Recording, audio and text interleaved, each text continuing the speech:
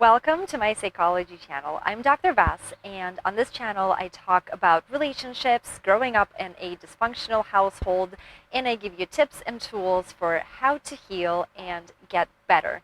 I am an author and a coach. All the links are below if you wanted to do a one-on-one session with me or take a look at my book. You can find all of that below. In this video, I am going to be talking about attachment styles and sexuality.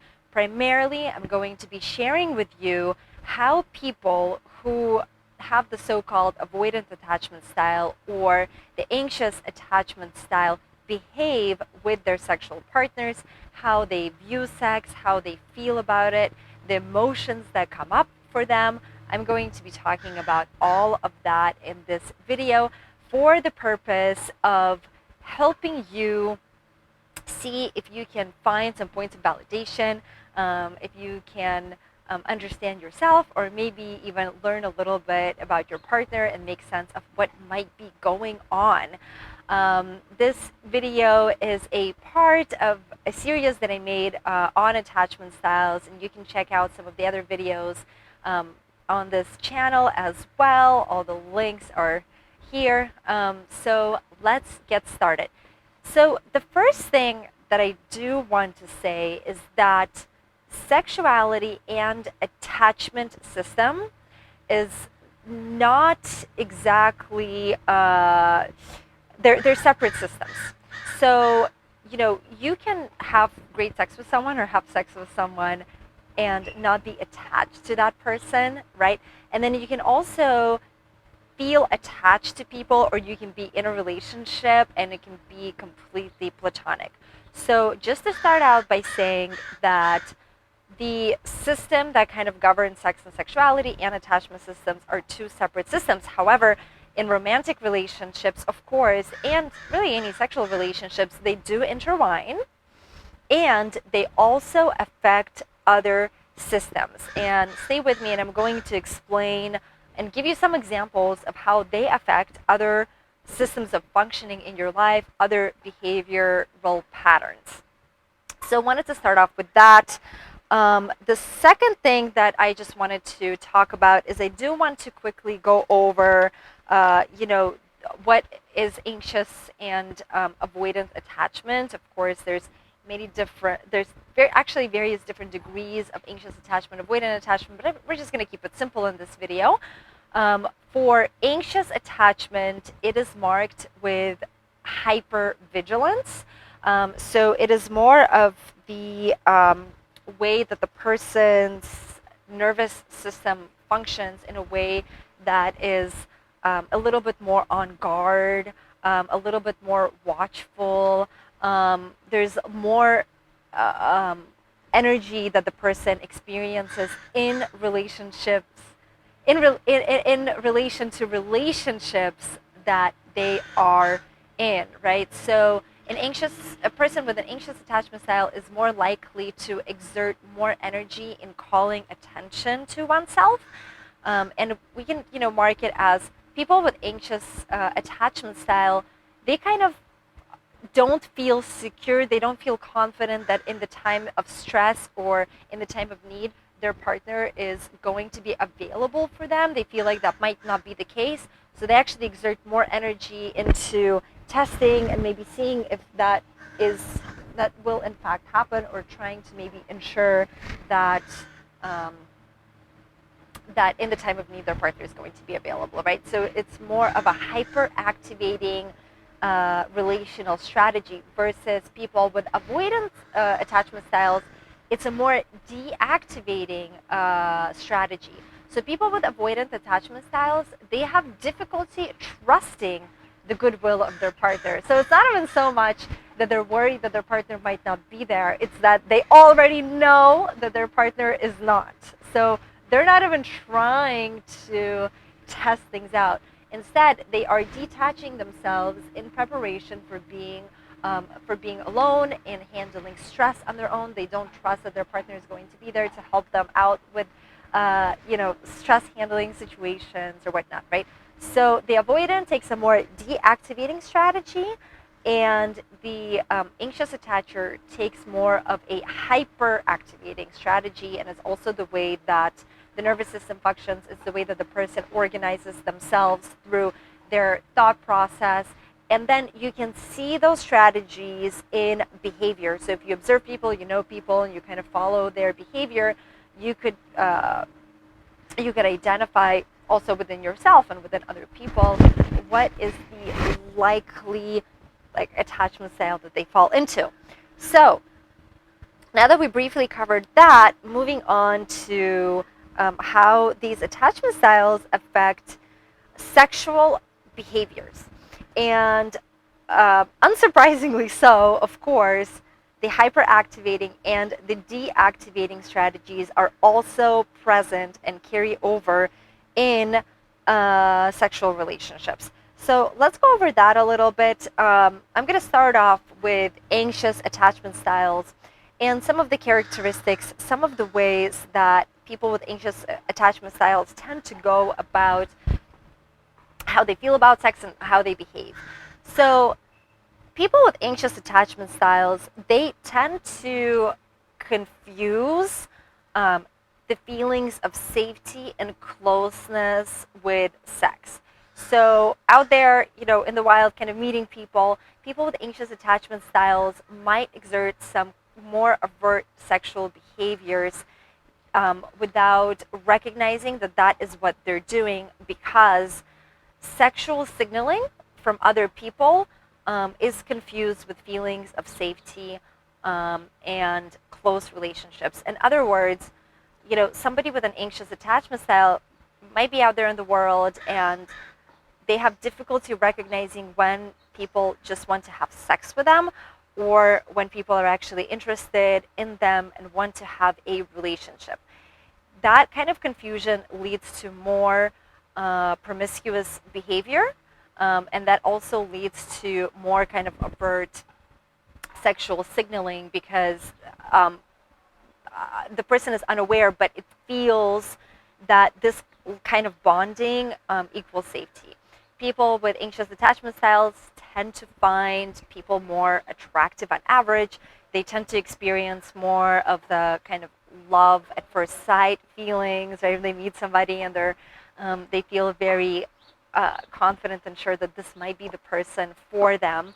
And that's because when they experience flirtatious behavior or attraction from somebody else, they tend to confuse that with feelings of safety and love. So that is oftentimes what happens with people with anxious attachment styles. They also tend to, in relationships, unfortunately, engage in more coercive attempts to make their partners have sex with them. Research shows that that is more likely to happen amongst people with insecure attachment styles in general, avoidant as well, but anxious particularly. And the people with anxious attachment styles in relationships tend to be more hypervigilant around the feelings of their partners. So the one thing is that they actually overestimate how much their partner is wanting or needing to have sex.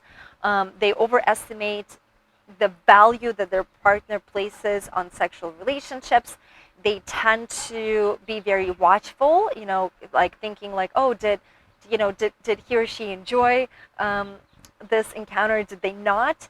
And they can feel intense feelings of rejections if they feel that this encounter, the sexual encounter, was not satisfactory to their partner.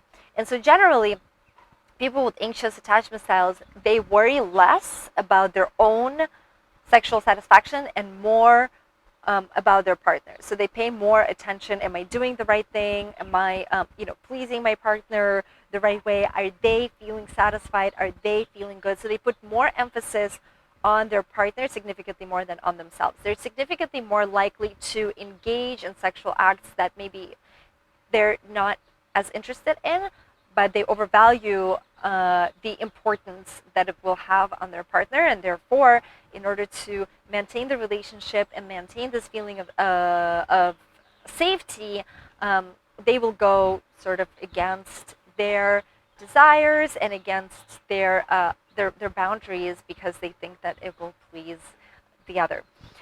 People with anxious attachment styles also, so men and women vary, of course, and women are significantly more likely, and studies do support this, to get plastic surgery in order to feel that they're more attractive, that they're more pleasing to their partner than women with secure attachment styles or even avoidant attachment styles. Men with anxious attachment styles are more likely to rate the relationship more positively the day after they had sex. So it doesn't even have to be like necessarily great sex or whatnot, but as long as they have sex. So men oftentimes with anxious attachment styles feel that if they have sex, everything, thumbs up, relationship is great. If they don't have sex, for one reason or another, they begin to feel anxiety, feelings of rejection, and they tend to rate the relationship more negatively than if they do have sex. So using kind of sex as validation that the relationship is on the right trajectory.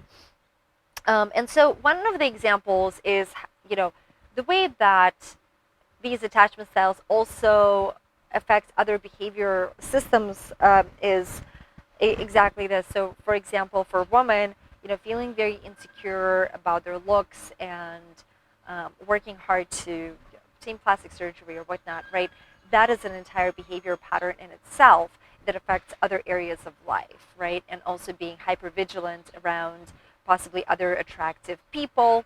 They feel that if somebody else is also attractive, then their partner might leave them, right? And it creates a sense of anxiety. And then they also tend to exacerbate conflict within the relationship and, exacerbate conflict outside of the relationship within themselves, within their bodies, and with other relationships. Same thing, with men, if they feel that they don't have enough sex in the relationship, they're not getting that validation, there are things that they might do to compensate for it, including cheating. So it has been shown in studies as well that people with anxious attachment styles tend to participate in more cheating or affair kind of behaviors in order to compensate that need, right? They feel so much anxiety about where the relationship is going if they feel like they don't have enough sex, that then they find other people to find validation and substitute that need. So it affects other relationships in their life, and it has kind of a domino effect, right? It's about self-esteem. It's about the way that you feel about yourself, your body, and the relationships that you have with other people, how you interact with other people outside of the relationship. If you tend to look for validation from others or whatnot. So let's see. So that's kind of, I think, covered the anxious attachment style. Let's see if I missed something. So confusing sexual desire with feelings of safety and yearning. So moving on to more avoidant attachment styles. So just as anxious attachment styles use more hyperactivating strategies in their sexual behavior as well as just regularly in their relationship behavior, people with more avoidant attachment styles tend to use more of deactivating strategies. So they tend to suppress sexual feelings, fantasies, particularly for women. Women with avoidant attachment style can actually spend quite a lot of time in celibacy and not even participate in any sexual relationships and suppress their desire and need for sexual relationships. They Men oftentimes with avoidant attachment styles, well, both men and women, they tend to divorce. They tend to try to divorce kindness, love, affection from sex. So prefer more casual sex that feels significantly more comfortable. Also, people with avoidant attachment style tend to participate in more mate poaching. So they might be attracted to people who are already in relationships and participate in trying to get those people to have sex with them. And they're also more open to mate poaching. So when they are in a relationship, if other people share their attraction towards them. They tend to be significantly more open to that. They tend to rate the idea of casual sex as more preferable. So it is difficult for them to marry sexual relationships with feelings of kindness, feelings of intimacy, feelings of closeness, and they tend to prefer more casual encounters with people who are safe. So maybe people who are not planning on being in a relationship with them because they are already in a relationship. There's also quite a lot of validation that people with avoidant attachment styles tend to need. Same with anxious, but their way of going about it is different. So specifically, men with avoidant attachment styles tend to try to have many partners, but this is a way for them to experience like, yeah, like I can do it. You know, I'm sexually attractive. People want me, they want to sleep with me. Oftentimes they tend to have sex not even because they want to or they're particularly attracted to that person, but because that head count gives them a sense of personal autonomy. And generally, people with avoidant attachment style, they want to feel personally autonomous. So they want to feel that, you know, if they want to, there's people out there that will be attracted to them, that they can engage in relationships with, but you know, not to get too close to someone, because once again, people with avoidant attachment style have difficulty in seeing virtues of other people or trusting that other people have good intentions for them. So they want to be around others, of course, but as long as they get to maintain control, studies show that people with avoidant attachment styles tend to participate in masturbation to a significantly higher degree than other attachment styles. So this idea of being self-sufficient, of, you know, being able to pleasure yourself, of being able to find that sexual conquest when they need to and want to, but not necessarily engage with one in a way that is, you know, kind or whatnot. People with avoidant attachment styles also tend to focus on their own pleasure rather than the pleasure of another. So in a way, that is continuous masturbation, right? Because masturbation is all about your pleasure.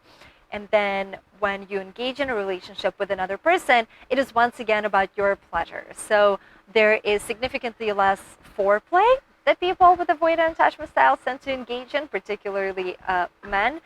And there is less of a desire to please the other. There's just less of a care for that, so it's more to fill the narcissistic need of the avoidant person. So I think I went through some of the key main points, you know, on the anxious, how anxious people with anxious attachment styles think about sex, and people with avoidant attachment styles think about sex as well. Both attachment styles do use sex as a way to feel secure and comfortable within the relationships, even though that is, you know, with avoidance, you might ask, well, how do they use that? But it's about maintaining autonomy. So having the ability to have sex with multiple people and having a good head count, or being able to divorce sex from attachment, makes them feel, you know, powerful, and that makes them feel good about themselves, makes them feel more secure and safe. So yeah, I hope you found this useful. I might or might not make more videos, you know, specifically about the different attachment styles, and flip it and go through ideologies of how this occurs, why this occurs, more of the psychodynamic or deep lens on the attachment styles and sex. Let me know in the comments below if you're interested, if you have any questions. Also, the links to personal coaching, where I work through the attachment lens as part of the way that I work with people, though I use different methods and sort of individual approaches. Check out the links below. Sign up with me for a one-on-one session, and I hope to see you in my next videos. Happy healing.